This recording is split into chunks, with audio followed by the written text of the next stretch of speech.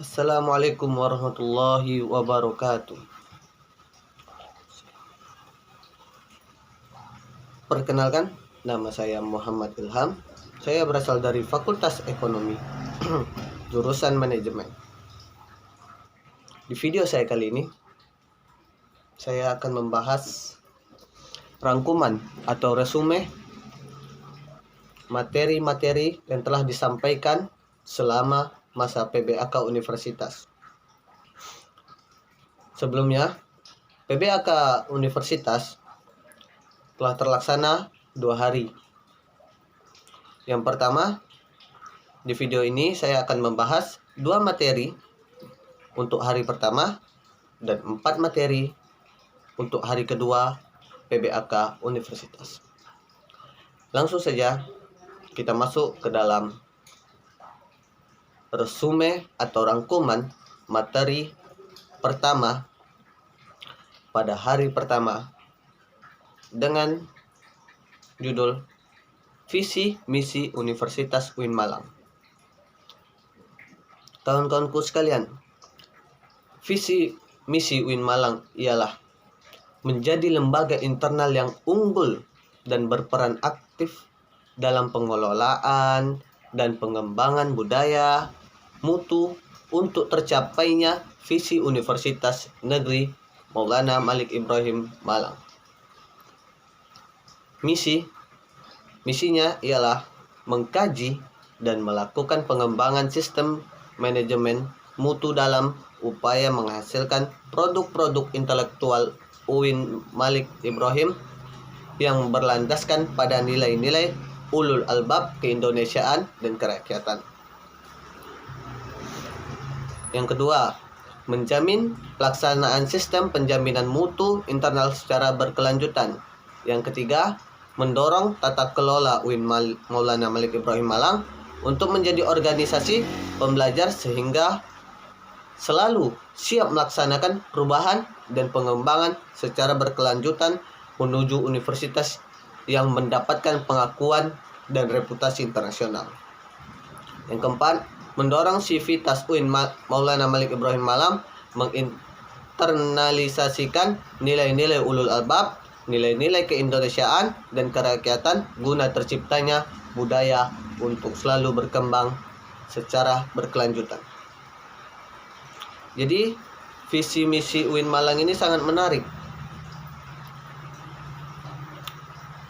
Kenapa saya ingin masuk UIN Malang? Karena UIN Malang itu termasuk universitas yang patut diacungkan jempol, karena Universitas Islam Negeri Malang ini tidak hanya menciptakan kader-kader untuk negara saja, tetapi menciptakan kader-kader untuk agama Islam juga. Oke, kita lanjut ke video yang kedua. Oke. Di video kali ini di materi kali ini saya telah merangkum materi kedua yang telah disampaikan Wakil Rektor Bidang Akademik, dan di video kali ini saya akan menjelaskannya karena telah beliau sampaikan melalui PBAK Universitas pada hari yang lalu. Jadi di sini apa yang telah saya rangkum ialah Universitas UIN Malang ini memiliki 7 fakultas. Yang pertama, Fakultas Tarbiyah, Fakultas Ekonomi, Fakultas Psikologi, Fakultas Humaniora, Fakultas Sains dan Teknologi, Fakultas Dokter dan Bagian Kesehatan, dan Fakultas Pascasarjana. Dari ketujuh fakultas tersebut, yang paling tua ialah Fakultas Tarbiyah. Dan dari 7 fakultas tersebut memiliki 46 program studi atau jurusan untuk S1 dan S2. Dan di UIN Malang ini memiliki ciri khas yang sangat bagus. Apa itu? Memiliki ma'had. Tujuan UIN Malang membentuk ma'had dalam universitas ialah agar membentuk karakter muslim pada mahasiswa UIN Malang. Oke, jadi siapa yang menginginkan dapat ilmu umum dan dapat ilmu agama, silahkan masuk UIN Malang. Mungkin hanya itu untuk resume atau rangkuman materi yang kedua. Kita lanjut ke materi yang ketiga. Oke, kita lanjut ke materi yang ketiga. Di materi kali ini saya akan membahas Senat Mahasiswa. Apa itu Senat Mahasiswa? Senat Mahasiswa adalah organisasi mahasiswa UIN Maliki Malang yang berperan sebagai lembaga legislatif yang mengkoordinasi dana UGM dan HMJ. Visi Senat Mahasiswa terwujudnya Senat Mahasiswa Universitas sebagai lembaga legislatif transformatif, kolaboratif, progresif, berdasarkan asas kebersamaan dan kekeluargaan serta menjunjung tinggi profesionalitas. Fungsi Senat Mahasiswa yang pertama advokasi, yang kedua legislasi, yang ketiga pengawasan, yang keempat penganggaran. Tugas Senat Mahasiswa mengawasi dan mengontrol Dema Universitas, memberikan persetujuan setiap kegiatan yang dilakukan oleh Dema Universitas, memberikan pengesahan setiap laporan, pertanggungjawaban setelah selesai agenda tersebut, fasilitasi aspirasi mahasiswa UIN Malang dan menyalurkan kepada pihak-pihak yang bersangkutan, mengawasi setiap kebijakan dan keputusan yang diambil oleh Dema Universitas, merancang dan menetapkan peraturan organisasi UIN Malang, mengesahkan peraturan Dema, menjadi mitra kerja Dema dalam melaksanakan kebijakan organisasi kemahasiswaan. Komisi SEMA yang pertama Komisi Advokasi dan Hukum, yang kedua Komisi Organisasi, yang ketiga Komisi Administrasi dan Keuangan, yang keempat Komisi Informasi dan Komunikasi. Oke, materi yang ketiga telah saya rangkum seperti yang telah saya sampaikan tadi. Kita lanjut ke materi yang keempat. Oke, kita lanjut ke materi yang keempat. Materi yang keempat ini tentang UKM. Apakah UKM itu? UKM ialah unit kegiatan mahasiswa. Kalau di sekolah seperti ekstrakurikuler, tapi kalau di universitas namanya UKM. Jadi yang saya bahas saat ini ialah UKM Mapala Tursina. Mapala Tursina adalah organisasi pencinta alam satu-satunya yang ada di UIN Malang Malik Ibrahim. Kenapa saya menginginkan untuk merangkum dan meresum dan membuat video ini? Karena saya juga mencintai alam. Ketika kita mencintai alam, alam akan mencintai kita. Dan kita banyak belajar dari alam. Seperti kita menjaga kebersihan alam, maka alam juga akan membersihkan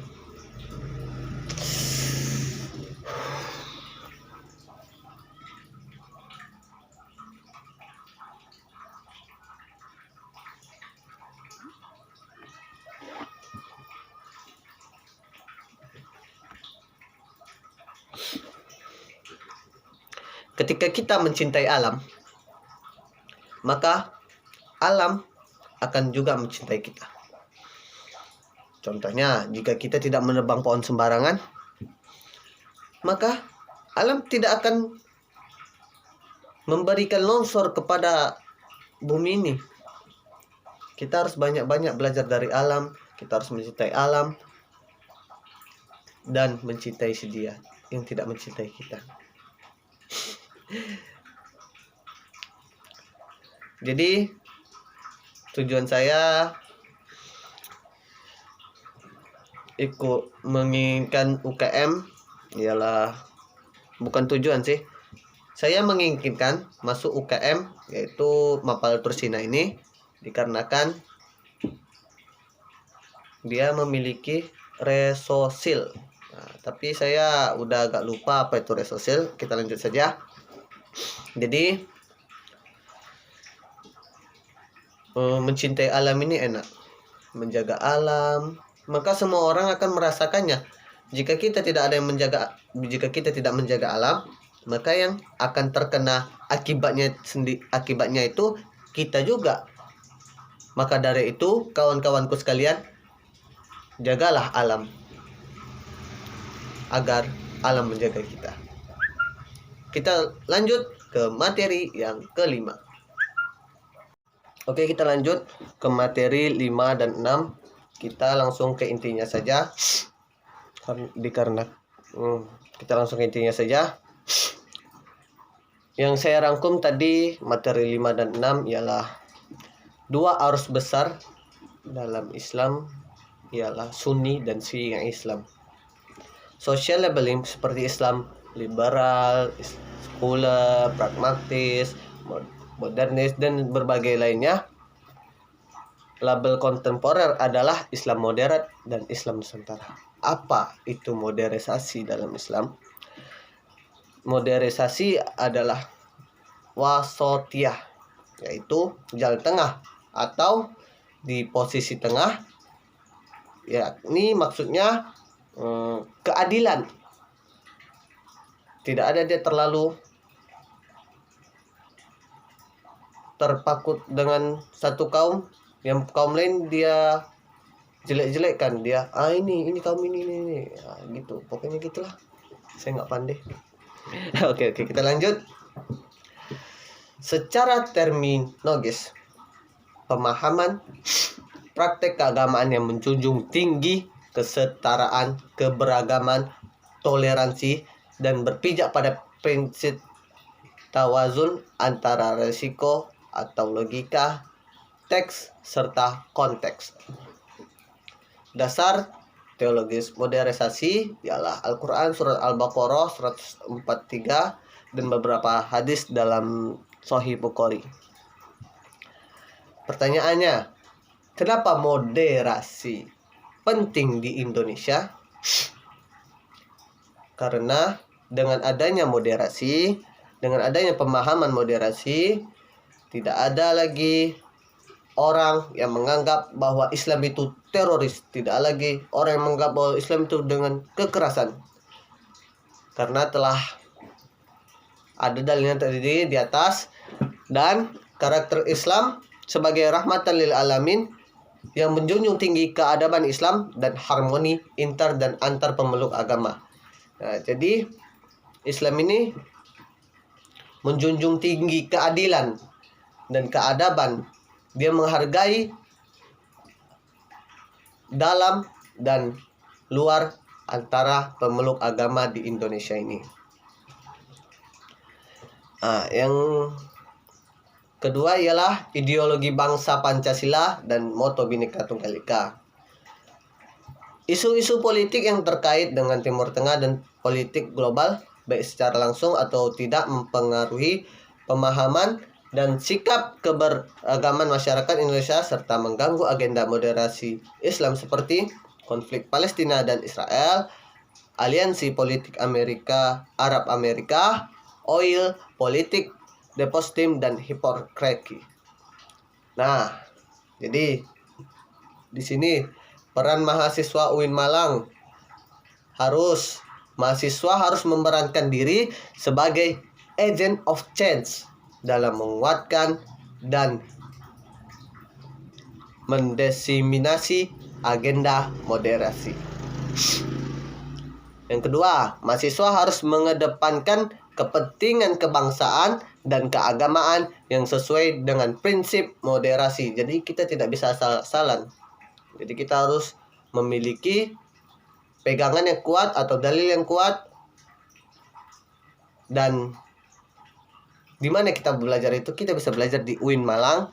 Nah, jadi teman-teman sekalian yang ingin masuk UIN Malang, silahkan. Saya bukan promosi, saya tidak dapat uang dari promosi. Oke, cukup sekian resume dari saya. Kurang lebihnya mohon maaf. Dan terima kasih kepada kakak-kakak yang telah melancarkan kegiatan PBAK Universitas. Dan saya ucapkan terima kasih sekali lagi dan saya undur diri. Wassalamualaikum warahmatullahi wabarakatuh. Terima kasih telah menonton video saya yang tidak ada duanya.